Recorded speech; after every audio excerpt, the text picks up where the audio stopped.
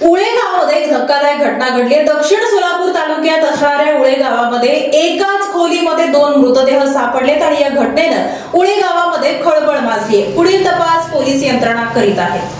दक्षिण सोलापूर तालुक्यातील उळे गावात एकाच घरात 2 मृतदेह आढळल्याने संपूर्ण परिसरात खळबळ उडाली आहे। ही घटना 7 जुलै 2025 रोजी रात्री 2 ते 3 च्या सुमारास घडली।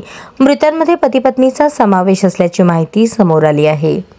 उळे गावात घडलेल्या या घटनेने सोमवारी संपूर्ण परिसरात खळबळ उडाली। गोपाळ लक्ष्मण गुंड वय 30 आणि त्यांची पत्नी गायत्री गोपाळ गुंड वय 22 अशी मृत दोघांची नावे आहेत। गायत्री गुंड यांचा मृतदेह खोलीत फरशीवर पडलेल्या अवस्थेत आढळला, तर गोपाळ गुंड यांनी दुसऱ्या खोलीत नायलॉनच्या दोरीने गळफास घेतलेल्या अवस्थेत आढळले।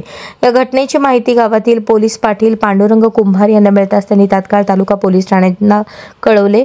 पोलिसांनी घटनास्थळी धाव घेत दोन्ही मृतदेह शवविच्छेदनासाठी सोलापूर येथील शासकीय रुग्णालयात पाठवले।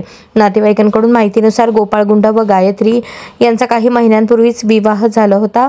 दोघांचे मृतदेह घरात मिळाल्याने नेमका हा खून की आत्महत्या याचा तपास पोलीस प्रशासन करत आहे।